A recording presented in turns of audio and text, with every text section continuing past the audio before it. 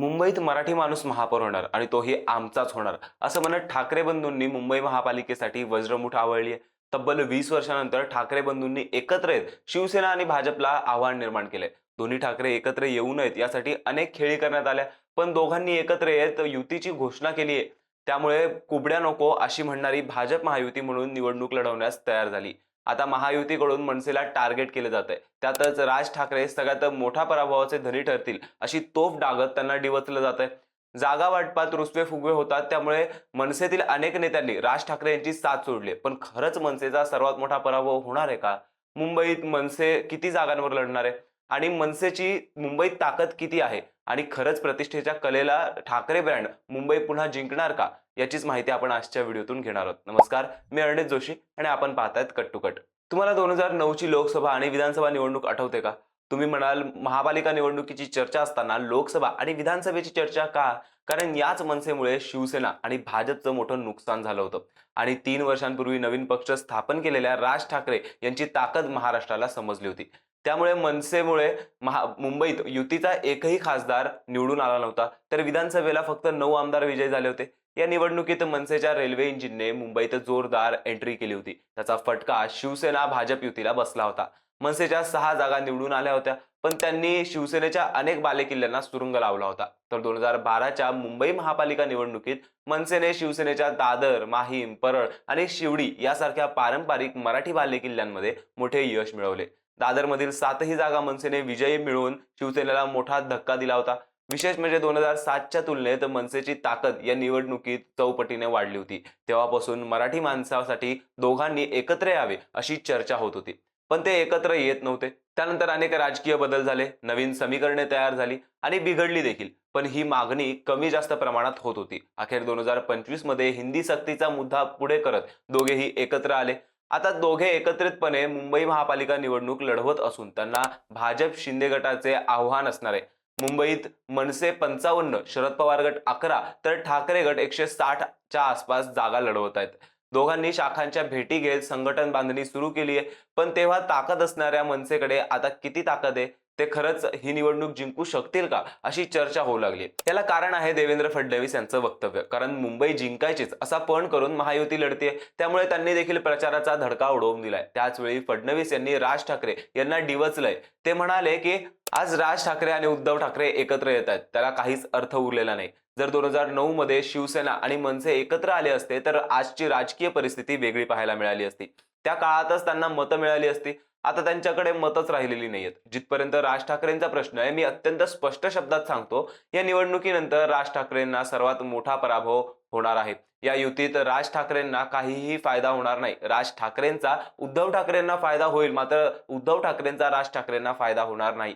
राज ठाकरे हे फक्त पराभूत होणार नाहीत, तर इतिहासात सर्वात मोठा पराभवाचे धनी म्हणून ओळखले जातील. ही मी भविष्यवाणी करतो, तुम्ही निकालानंतर पहा, असं म्हणत मनसे पराभूत होईल असं त्यांनी सांगितलंय. मनसेची स्थापना 2006 साली झाल्यानंतर वर्षभरातच महापालिका निवडणूक झाली. या निवडणुकीत मनसेचे 7 नगरसेवक निवडून आले, पण त्यांना मिळालेल्या मतांची टक्केवारी 10 ते 12% होती. जरी मनसेने केवळ 7 जागा जिंकल्या, तरी त्यांनी अनेक प्रभागात शिवसेनेच्या उमेदवारांची हक्काची मते खाल्ली.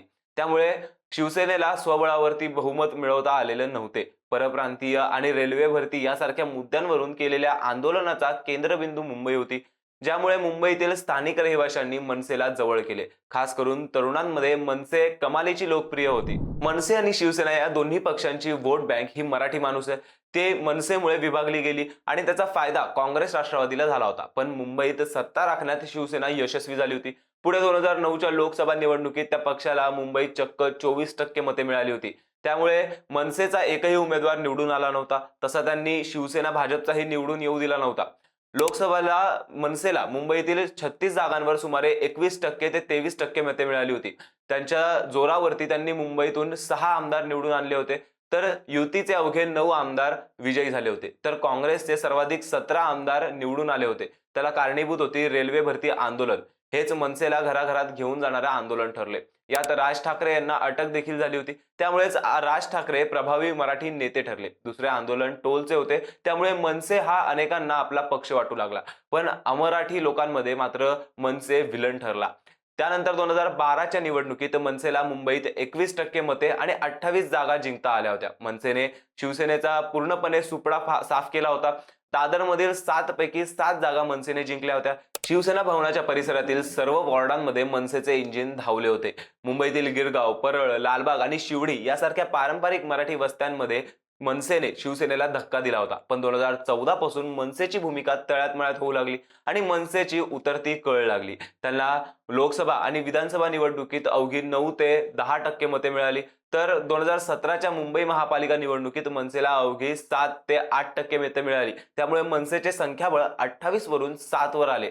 त्यातील 6 नगरसेवकांनी नंतर शिवसेनेत प्रवेश केला.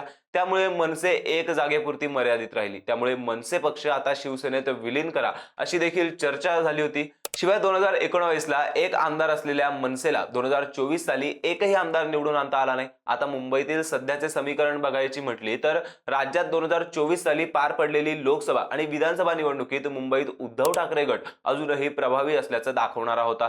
मुंबईत लोकसभा निवडणुकीत ठाकरे गटाने 4 जागा लढवल्या होत्या. त्यातील 3 जागांवर विजय मिळवता आला होता. तर दुसरीकडे शिंदे गटाला फक्त 1 जागा जिंकता आली होती. ती जागा देखील फक्त 48 मतांनी जिंकली होती. त्यामुळे मुंबईत ठाकरे यांची ताकद दिसून आली होती. त्यांना लोकसभेत 26% मते मिळाली होती. दुसरीकडे विधानसभा निवडणुकीत राज्यभरात ठाकरे गटाचे फक्त 20 आमदार निवडून आले होते, पण त्यातील 10 आमदार मुंबईतील होते. भाजपने 15 जागा जिंकल्या होत्या, तर ठाकरे गटाने 10 जागा जिंकत दुसरा स्थान मिळवले होते. पण शिंदे गट 6 जागा जिंकण्यात यशस्वी झाला होता. त्यानंतर काँग्रेस 3, अजित पवार गट 1 आणि समाजवादी पक्ष 1 जागा जिंकण्यात यशस्वी झाले होते. मनसे एकही जागा जिंकू शकला नव्हता. त्या निवडणुकीत ठाकरे गटाला 10% मते मिळाली होती, तर मनसेला 8 ते 9% मते मिळाली होती. मुंबईत महापालिकेचे 127 प्रभाग आहेत. त्यापैकी 37 प्रभागांमध्ये म्हणजेच 1/3 भागांमध्ये मनसेच्या उमेदवारांनी घेतलेली मतं विजयी उमेदवारांच्या मताधिक्यांपेक्षा अधिक होती.